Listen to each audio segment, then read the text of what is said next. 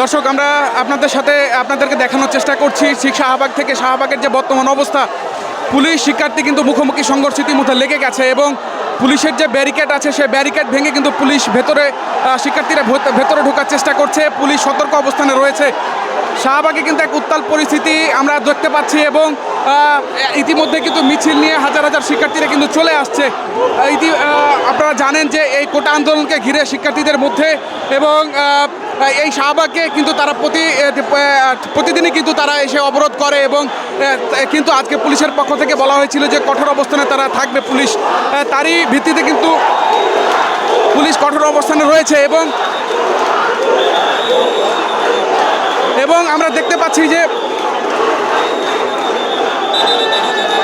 দেখতে পাচ্ছি যে পুলিশের যে ব্যারিকেড রয়েছে সেই ব্যারিকেড কিন্তু ইতিমধ্যে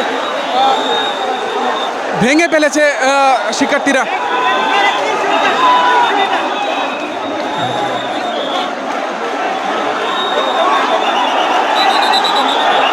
দর্শক, আমরা দেখছি পুলিশের সাথে কিন্তু ইতিমধ্যেই সংঘর্ষ লেগে গেছে। দর্শক,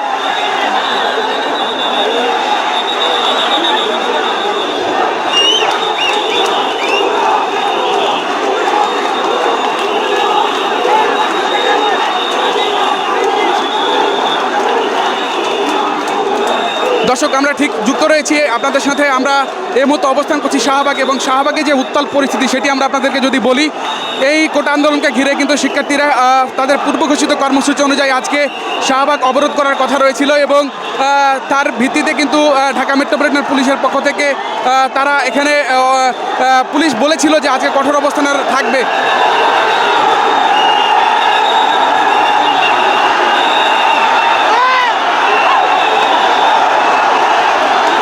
দর্শক, পুলিশদেরকে হটিয়ে কিন্তু শিক্ষার্থীরা সামনের দিকে এগিয়ে চলেছে।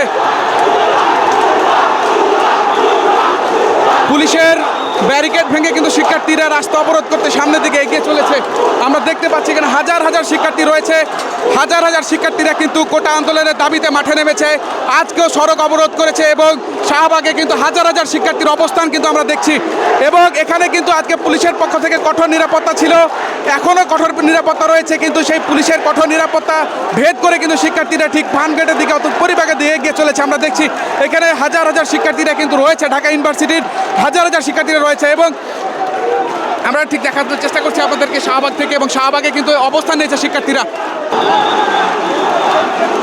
দর্শক, পুলিশের ব্যারিকেড ভেঙে কিন্তু শিক্ষার্থীরা ইতিমধ্যেই শাহবাগ অবরোধ করে ফেলছে এবং তারা পুলিশের ব্যারিকেড ভেঙে কিন্তু পুরো যে পুলিশ পক্ষ থেকে কঠোর নিরাপত্তা ছিল সেই নিরাপত্তা ভেদ করে কিন্তু শিক্ষার্থীরা অবস্থান নিয়েছে এই শাহবাগে।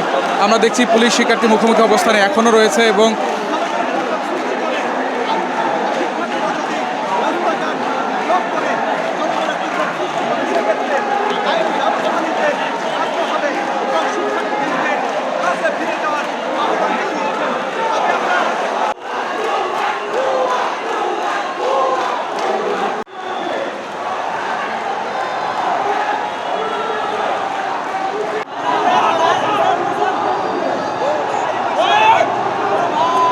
আবারও কিন্তু পুলিশ শিক্ষার্থী মুখোমুখি অবস্থানে আমরা দেখছি। পুলিশ